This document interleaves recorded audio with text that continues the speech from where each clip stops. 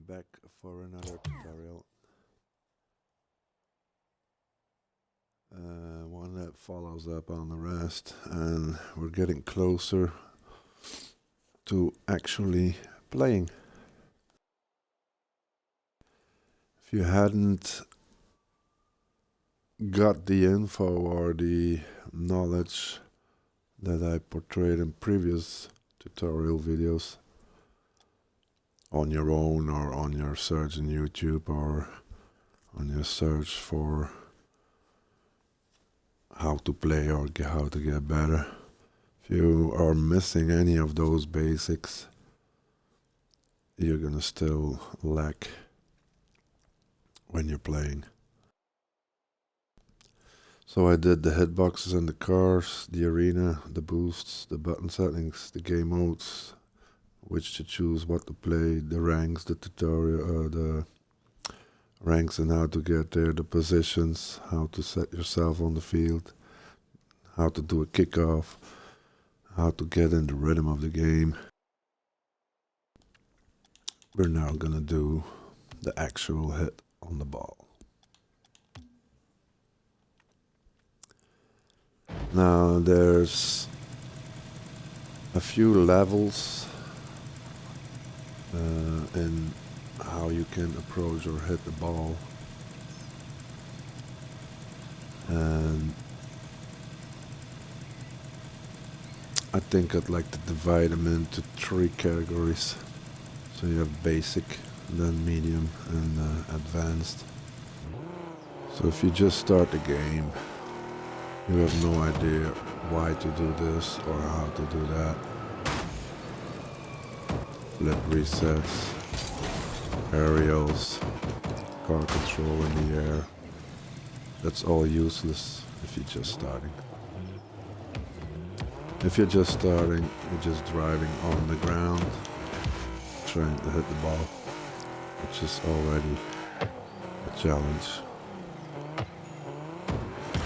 So what you see in low levels is that they will not get off the floor, but still the ground work and the ground hits are still an important basics of your gameplay. Now, knowing where to touch the ball is already a big advantage. So if you played any ball sport or something in your life, you know that if you hit the ball on the right side, that it goes to the left. If you hit it on the left, it goes to the right. And that's seems a bit ridiculous, but it's pretty important in the rest of the development of your skills and mechanics in the game. So a lot of people in the basic levels, they hit the ball, but when the ball goes up like this, they already panic and they have no idea how to get back to it. So the higher in level you get, the more you learn to stay behind the ball at all times. Because if you're in front of the ball, you can't get back, so you're lost. Now, the floor hits don't necessarily have to be less in effectivity or less in use, because even RSL players still can shoot a ball from the floor at pretty good speed. There's a few factors that influence the hit on the ball, and that is the ball speed and the speed of your own car. So the faster the ball is, the harder you will hit it. So if the ball comes fast and you just hit it, it goes fast off your car. Now, if the ball comes fast at you and you're going fast at the ball, that's too high. If the ball comes fast at you and you're going fast at the ball, then it's even a harder hit. And the faster the ball comes at you, the less you have to do for the ball to have a good bounce or ricochet. So your simple touch will already get the ball pretty far. Now the trick is always to hit it with the bumper, with the front of your car. With the Octane there's only one sharp point. If you have a car like a Fennec, you got like a little square in the front where you can hit it with the top of the front or the bottom of the front, or just straight in the middle of the front. Now,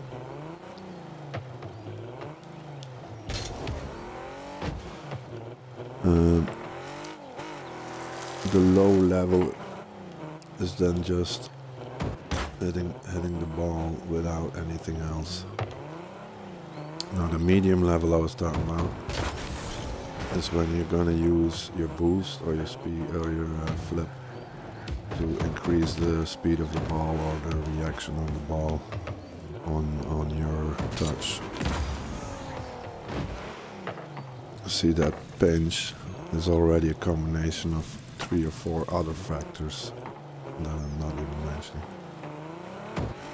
So first is the boost. Of course, if you boost into the ball, it goes a lot harder. And for a low level, that's the first thing you should get the hang of. Just how to use your boost and when to use your boost, but still keep your car pointed to the ball and not lose your direction. And then you can try to get that up to the walls and such. So I'm not even jumping, I'm not even second flicking, I'm just trying to hit the ball hard. I still use this practice to just get warmed up or something. Just try to use my boost as much as I can to get a feeling of the speed that you have when you're using boost.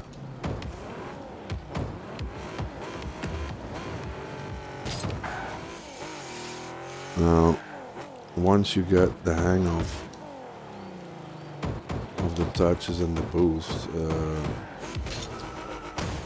it will take a while, and you have to give yourself that little bit of time to evolve in those hits. Like I said before, you cannot go into aerial shit and such if you haven't learned the basics, because then your game will just be zero empty. So getting the touch on the ball when it hits the floor without jumping is already tricky, and later on in your development it will help you because you're more efficient than if you would not have spent any time on it. Like when the ball is coming to the floor and you want to control it, you're gonna use that knowledge that you learned when you started on the floor. So just try to control it.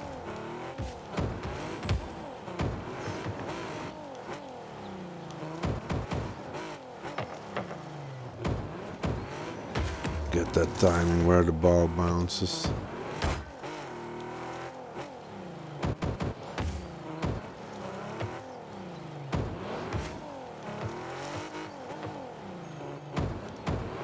So that will give you some more control if you want to just lay it still or just bounce it up, which comes in handy in later mechanics. Now the third level, outside of your boost and your normal speed without boost, is flipping into the ball. Now, there's two kinds of ways, and this is just like a flip hip. So ball comes at you and you try to just flip into it.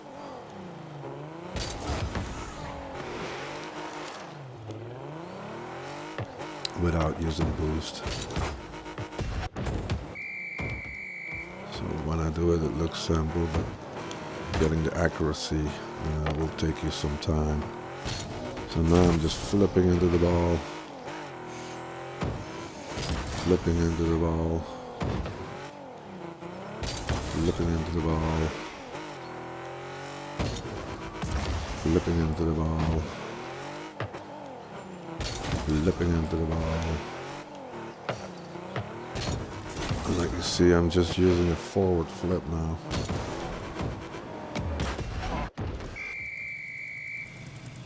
And that is the basic of your flip. Like I mentioned in, I think it was the button controls or something, or the rank video. You have a very wide variety of flips that you can use, but in theory they're all the same. And that's where the importance of your button setup comes in, because the more buttons you have to press for one particular action, the harder it becomes for you, your brain, and even the timing and the rest of the match. So you have two jumps. The first jump is just a jump, and your second jump is your actual flip. If you don't use your joystick direction, then the car will just go up and jump twice. Now if I use my joystick, it will go jump that second flip to where I'm pointing. I gotta go out of ball camera. So I jump and then I arrow with my joystick left, jump, arrow with my joystick right. Now your first jump, you can tap your button, or you can hold your button. If I just tap it, it jumps low. If I just hold it, it jumps higher. It may seem like a small difference, but it's a world of difference if you get into the more intricate mechanics of the game. The same goes for your second flip. So the longer you hold your first flip, the further you can jump with your second airline flip. And on the field, you see it's not that important, but if you're at high speed and you're going on the wall, you can flip from the wall to the mid of the field. And that is pretty groundbreaking, because players don't necessarily realize that you can actually jump that far from a wall. Again, hold it and flip again, and you will reach the middle. It also means you can jump pretty far from the middle to the side.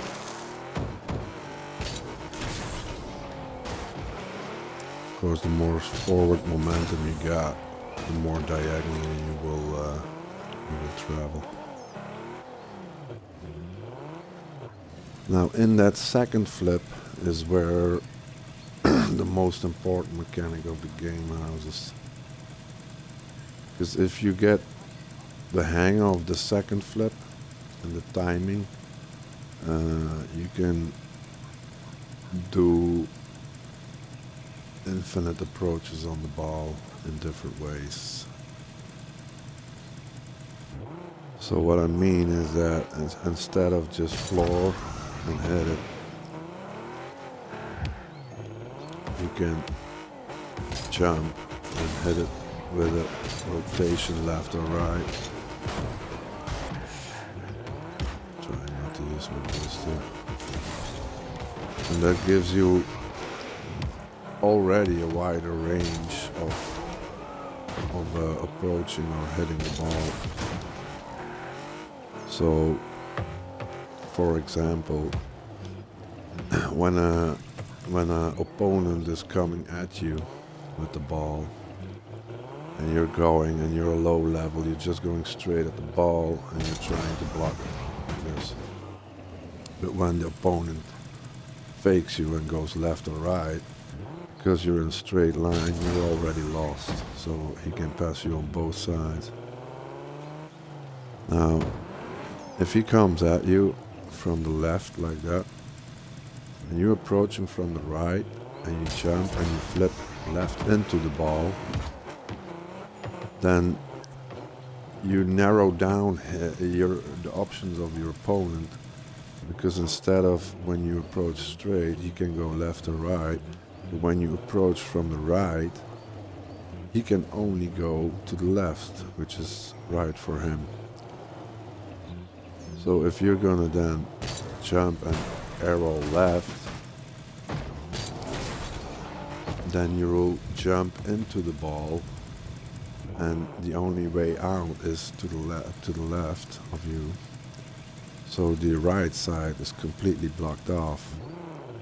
Because if you are approaching here and he decides to not go left, which would be the logical thing, and he would go straight or to the left, which is your right, you just keep in line and block him in the middle, or if he goes right, you block him to the right.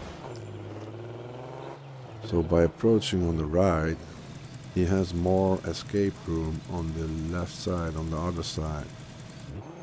And that's the side that you're going to flip into. And the same is for the other side. So if you approach left and you jump right, then he will be forced to go to the right, which is his left.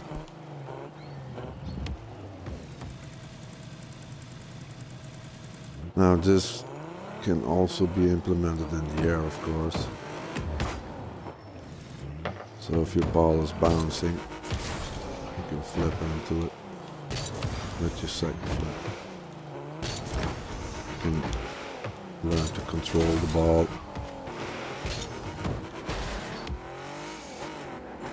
with your flips. So if your ball is bouncing, that's better.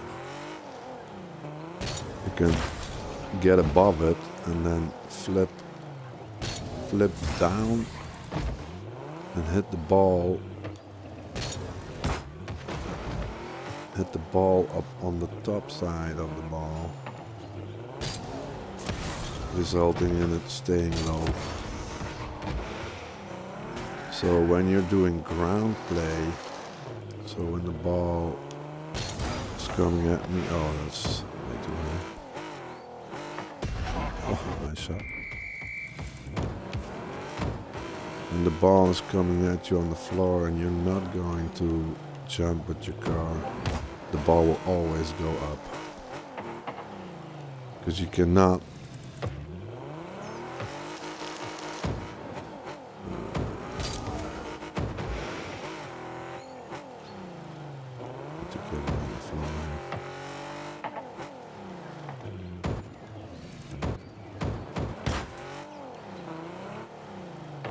you cannot stay on the floor and hit it under the ball and keep the ball on the floor. That's impossible. Now, that gets important in the aftermath when you want to get the ball into the air.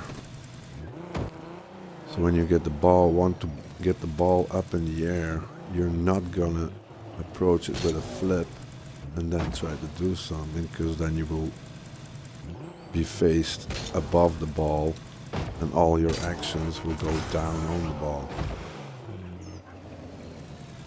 So the only way to get the ball up is to stay lower than the ball and get the hit like that. I've seen many players make that mistake. Like the ball is coming towards my side, the opponent lost contact with the ball, and I want to clear the midline of the opponent trying to protect the ball.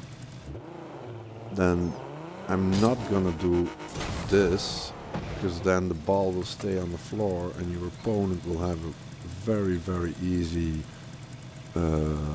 counter in just getting under the ball and lifting it over you. So you have to lift it over them, which means that you're gonna have to approach the ball from under the ball so it goes up. I see a lot of players that approach the ball that's coming in the middle, and then they flip into it, and then they just keep the ball low, and the opponent shoots it over midline, and then the goalie is 3v1. So you get a goal 9 out of 10. So once the ball is off the floor, you can still remain under the ball and get it up without shooting it down. So then your focus should be on where am I going to hit the ball. And if you hit it on the lower half, it will always go up more. So if I want to keep the ball down, I'm going to hit it on the top. If I want to put it up, I'm just going to hit it on the bottom. As you may have seen in the approach, if you hit it from the top, you can create bouncer balls, which is a slightly more advanced mechanic. So if you see that your goalie is set on the floor, you can make it bounce, especially when you go up the walls or something. Bad ball.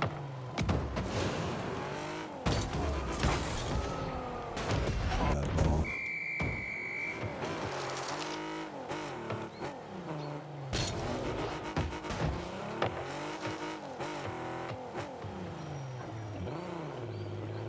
But when your ball is in the air,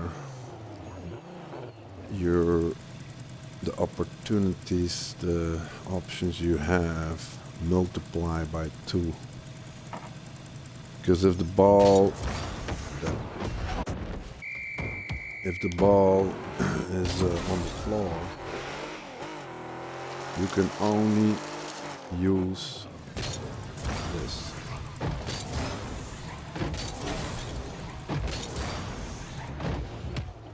You can jump up, forward, up, left, up, down, up, right. If your ball is in the air, you can go up and flip down, which is an extra dimension.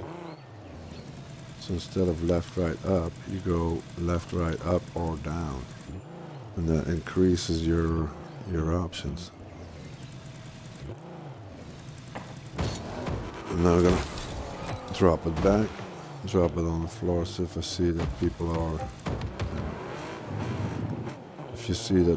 on the floor,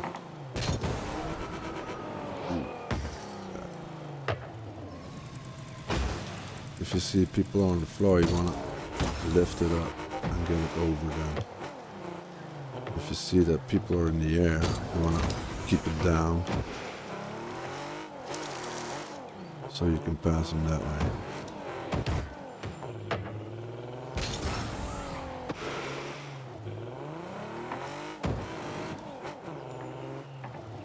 Now, this is where your button settings, the importance of it comes in.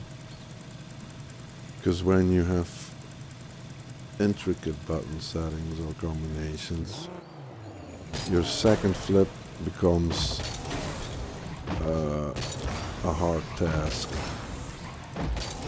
Now I have my jump and air roll on the same button, so all I have to do is press the same button along with my joystick. And that's a crazy advantage above any other button setting. That in combination with my boost that is set right next to my jump button, which makes it super easy to just control both of them with just one finger, which is my thumb. So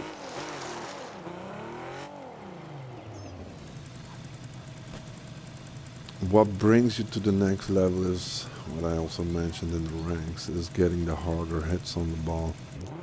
And the harder hits is come when you're hitting the ball where you need to hit it, and where you need to hit it with the part of your car. So like I said, the bumper gives the hardest hit, and then you go to your roof, and then your sides, and then in the end your wheels. Because if you hit it with the wheels, it will just take out all of the momentum of the ball, and you will still get a hit in the direction that you want, but the ball will not bounce off and not go into to this not carry the same momentum of that.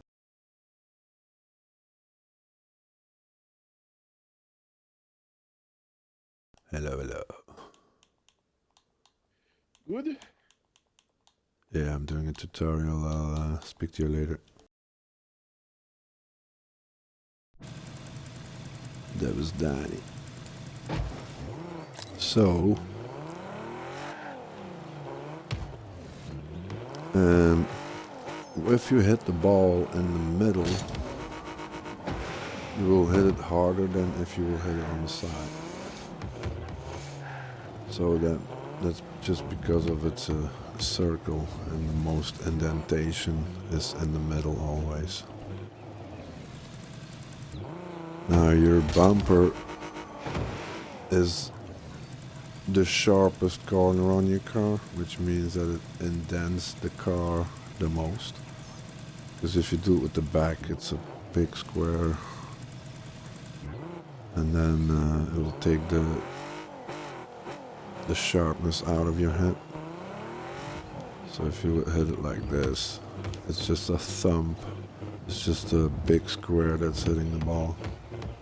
Except when you hit it with the point of your spoiler, but that's for backwards approaches and shit.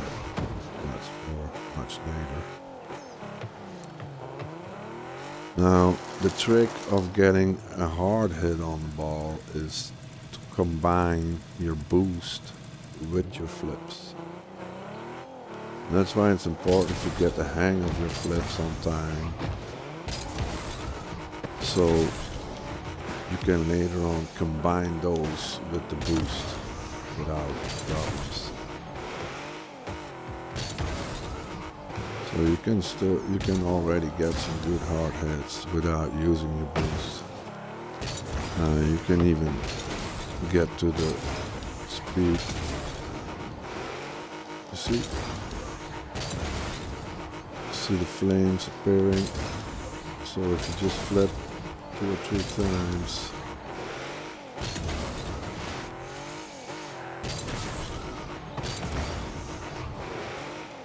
you get the supersonic. It's not working now. See there.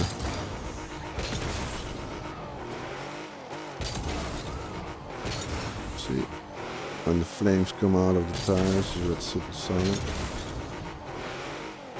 So I'm not even using my boost and I get the supersonic speed. That means that if you are already going around at this pace, you will be close to having a supersonic hit on the ball even if you don't use a boost. And that's pure mechanics.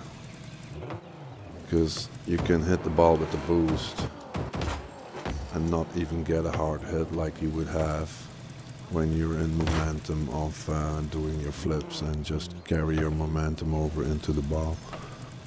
So the boost is an addition that will increase the power that you put into it. But if you use it wrongly, it can also just miserably fail. So the trick is then to get your boost and translate the speed that you're carrying into the hit. That means that your second jump has to have the timing to hit the ball straight in the middle. Everything that goes outside of that will result in a less harder impact. And that's just a matter of training. And so the more you train those hits, the better your accuracy will get. Again, it's all a lot easier if you use the button settings that I'm using.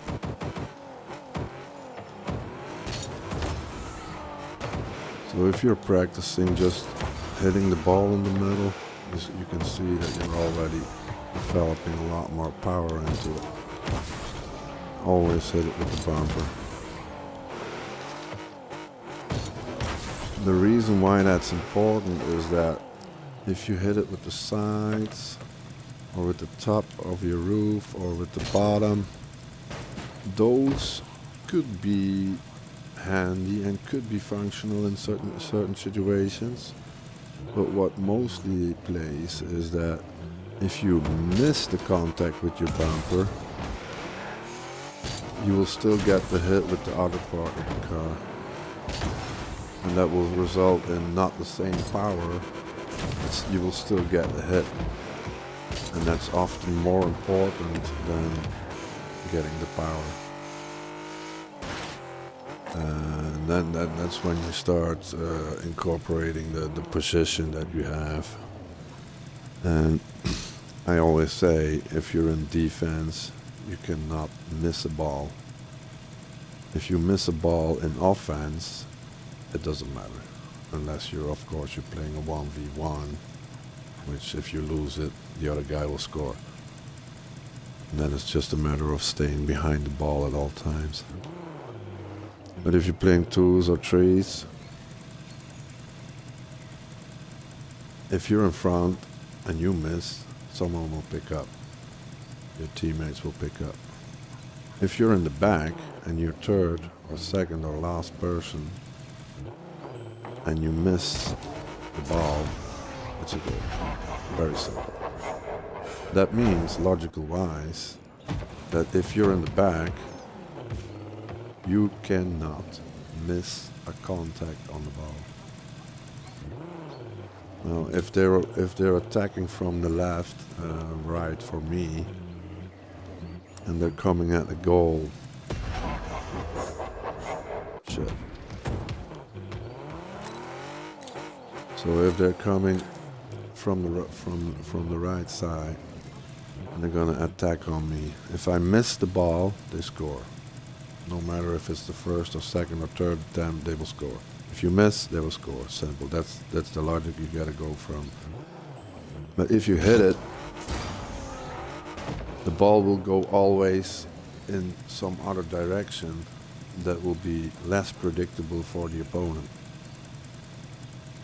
So as long as you hit it, they need to reconfigure their approach and recalculate what they're gonna do to get the ball back in their advantage or back to the goal or with a shot or with a pass or anything like that.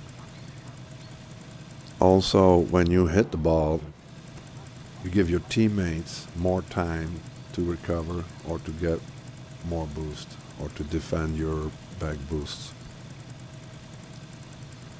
Now, this is a very, very, very, very important notice about the game and how to play it. And that is, if you're in the back and you're gonna get your hit 100% of the times, that will almost make you unbeatable.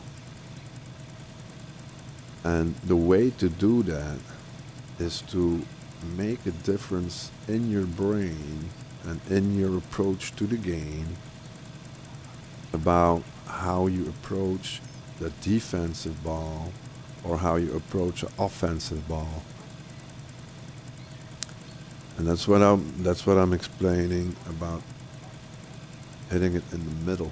So if you're in the back and you're defending, you're going to want to hit it in the middle. Because if you miss your middle, you will still probably hit it on the sides, or on the top, or on the bottom. Try to do that. And see, I didn't hit in the middle, so I missed the middle, but I got the bottom, and the ball went way off, and they have to recalculate their approach in the offense. Of course, if I hit it in the middle, it's better, and you will get more power out of it, and you will be able to clear it more further. Try to hit it on the side. Come on, missed it. So, even by hitting it, like fluking your head, like just whiffing almost, you will still replace the ball, and you will still make it harder for your opponent to recalibrate.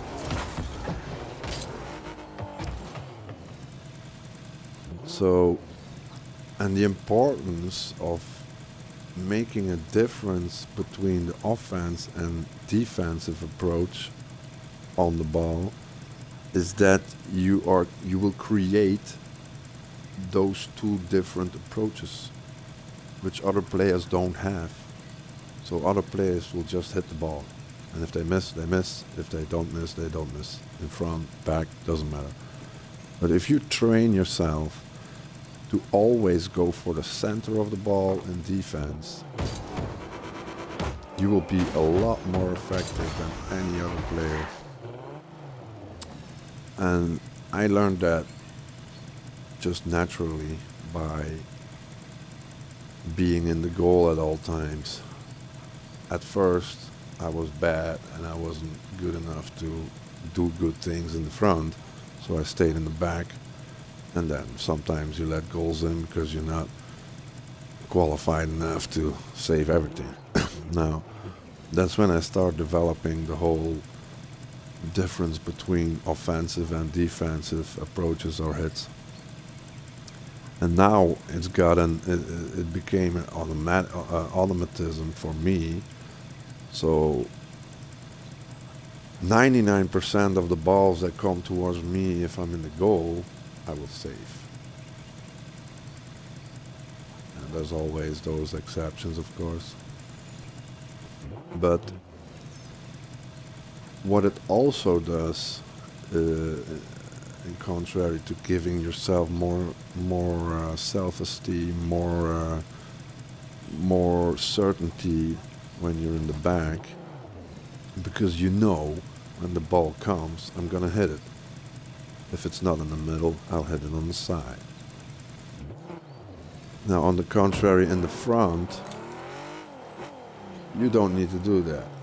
So if you approach on the ball and you miss it, you whiff it on all sides, you miss it once, twice, thrice, it doesn't matter. There's always someone to catch it. Now that gives you a complete freedom of thinking when you're in offense. So your brain is not busy with, I have to hit it in the middle, and it can go for just intuitive approaches or just things that pop in your head like, oh, I gotta do this, and if it fails, it fails. Doesn't matter, someone will pick it up. That's why it's not good to play ones and ones. If you want to get better at twos or threes. Ones is a completely different game mode. It's a completely different approach. So you don't have the same freedom in front like you have when you're playing teams. So the freedom you create by not having to hit the ball in the middle and be able to miss it in the front, that freedom will translate into more creativity and more intuitive approaches on the ball, which makes you a less predictable player. Because opponents always expect you to go for the middle and to hit the middle of the ball, so you probably have the hit.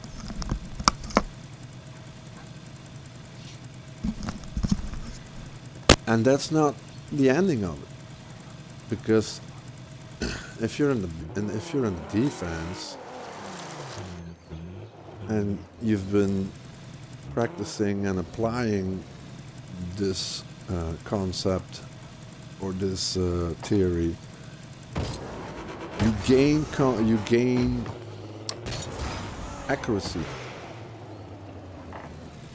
So by going always for the center of the ball, you see I missed the center while I was intending to hit the center. So it shows me when I flaw and when I have shortcomings, when I don't get the hit on the center. Those flaws will teach you how to get better in getting the center of the ball. So the more you are working with that concept, the better you will get, and the more effective and the more crazy your accuracy will be. So very often balls come at me when I'm in the goal, and I'll just score them on the other side, because my accuracy of hitting the ball and getting power on it is so good that you can score from anywhere on the field at all times. That's just the game. You can score from anywhere. There's mechanics and technical skills that make you able to just score from anywhere. Benches, especially those.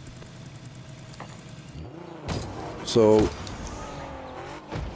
what it also does, and which is an incredible bonus, which other players do not have, is that the more accuracy and ability you gain by using these concepts and these approaches, is that your accuracy that you gain in the back will translate to your offense.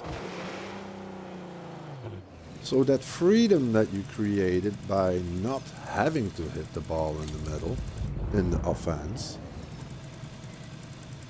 that will be accompanied by the accuracy and the certainty that you create in your defensive play.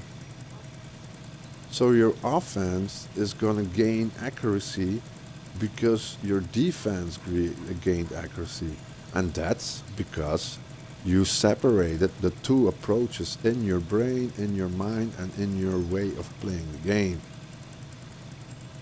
And players that just play the game and just try to hit the ball the same way every time, if they're in the front or the back, doesn't matter, they don't have that.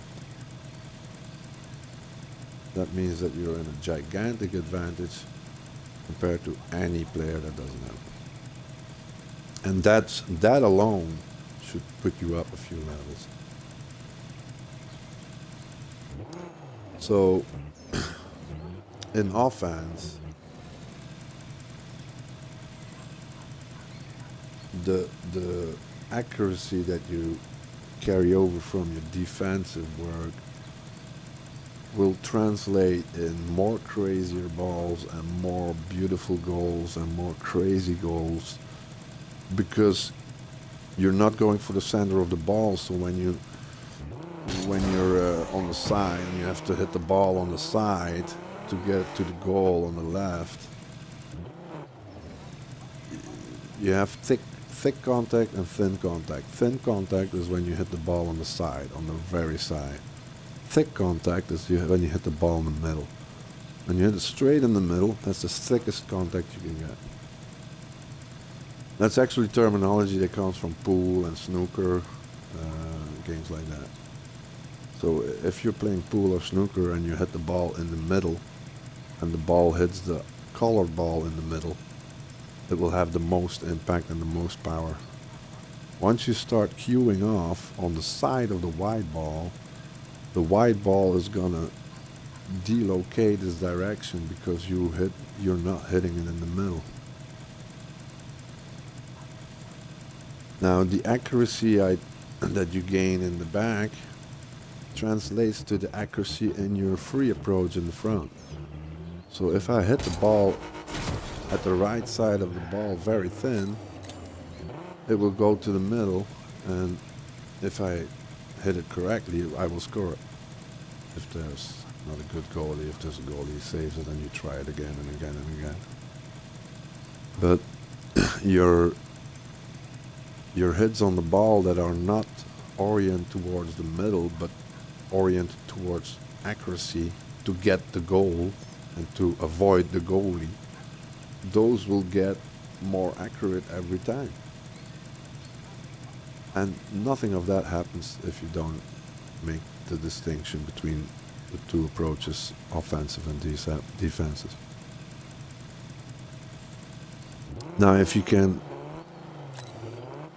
incorporate that, if you can do that all with incorporating more speed and more boost, then yeah, you're just going to rise in levels very quickly. And I always say, if you are starting off,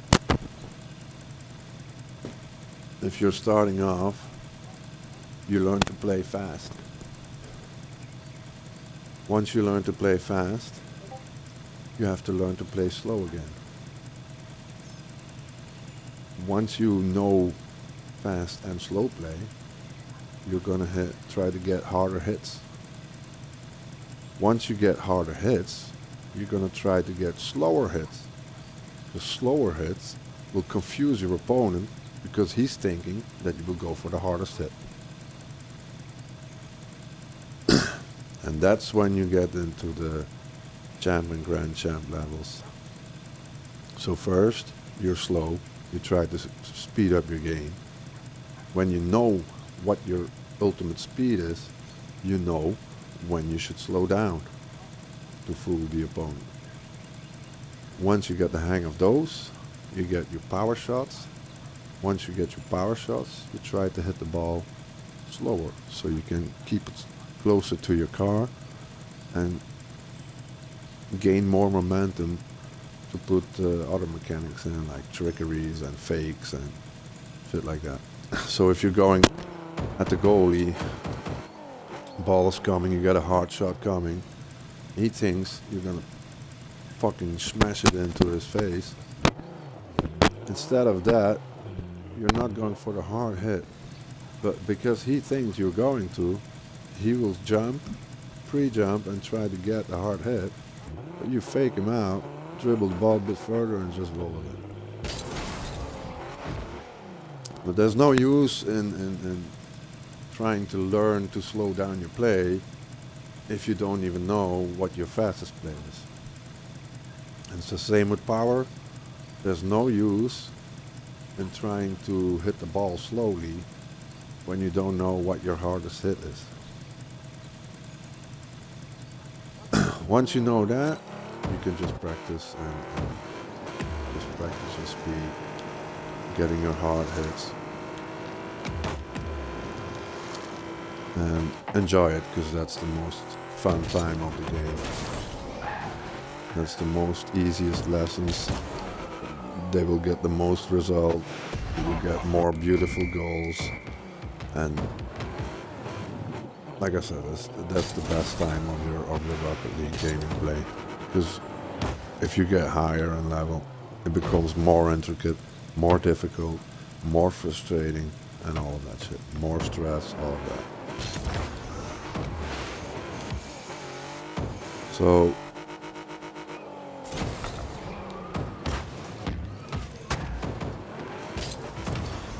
even though I'm not a RLC or Grand Champ player or something like that, I do know how the game works and how to get better at no matter which level you're in.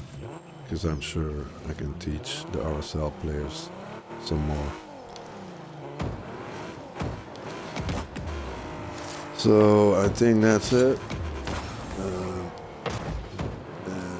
The trick to get your hard hits, like I say, hit it in the center. And the more you the more you get your hits right, the more accurate you will get. I might still say something about your set flip there.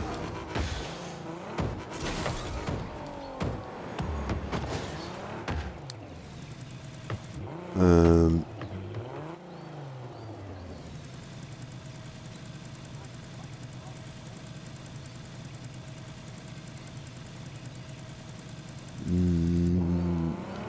I already said that you had to have it hit the bumper.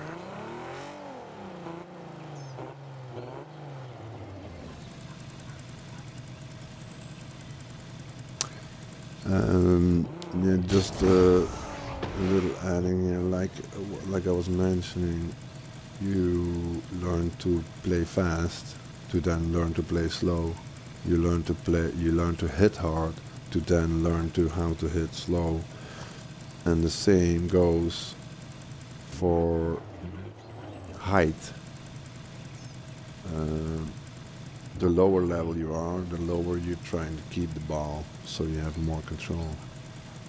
But the higher you go in level, the higher you're trying to place the ball, because you know that the higher the ball is, the more difficult it is for the opponent to do something with it.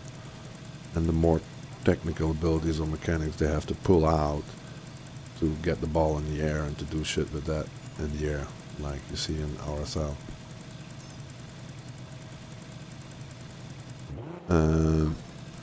And that's when the real difficulties begin, and the real, because it's easy to judge things on the floor, because you have a floorboard, you have a floor pattern, your boost give you the pattern, there's all geometric shapes on the floor, but once you get on the roof or on the in the air, the patterns are still there, but there's no recognition mark, so there's no boost in the air in the arena, there's no lines, there's nothing like that.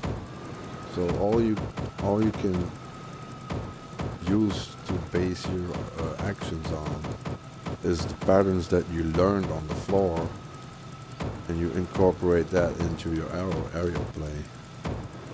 So I know that if I'm in the middle here, I know that if I'm gonna drive on the roof and flip to the other side, I will just come out on the other boost on the other side. It's pure logical. So you know that your brain will know that this is the place where the boost would be if it would be in the air. And the same for the small boost. The patterns on the floor of the small boost, you see it's a circle. You got your square in the middle, your diagonals. Those patterns will translate into the air, and your brain will locate yourself in the air using the patterns that you already created when you were learning how to play on the floor. Now, the same goes for when you do something with the ball.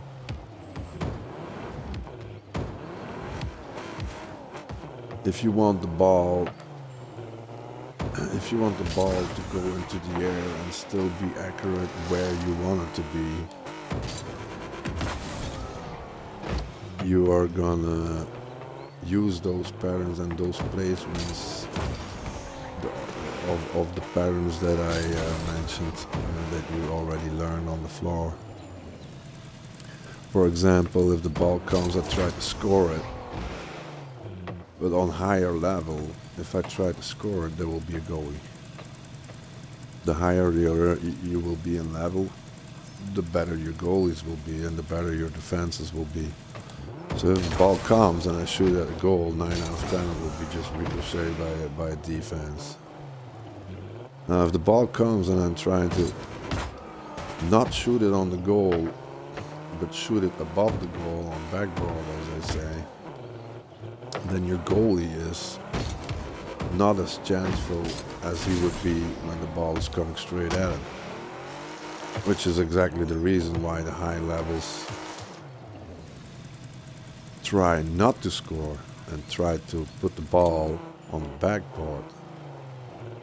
So you approach for a shot on goal, but you see that the goalie will probably have it. Then you're gonna miss the goal, get it on the backboard, and get the bounce on the backboard, the rebound, and score it that way. So then your ball is in the air, your goalie has to go for the ball, and if you're coming, you can still choose if I'm going right or left for the rebound. So then you watch what your goalie is going to do, and then you just do the opposite. Of course, when teammates are around you, you can bring that into the equation, and you can just see like, oh, on the right is a teammate, so I'll block it on the left, and then the ball will go on the goalie and go to the right, and your teammate will be there to smack it in, or to smack it on the next goalie, and so on. So to get it on the backboard and to get it higher, you need all those things that you learn along the way. So you need your hard hits, you need your power shots, you need your pinches to get the ball in that high zone of the arena. See, that's a good power approach on the ball in the air, but the goalie will probably have it. So by the less predictable your approach is, the harder it will be for your opponent to judge. Okay, I think that's it about hitting the ball. If anybody got any questions, you're always welcome to drop them in the comments. And I'll see you for next tutorial. Thanks for watching.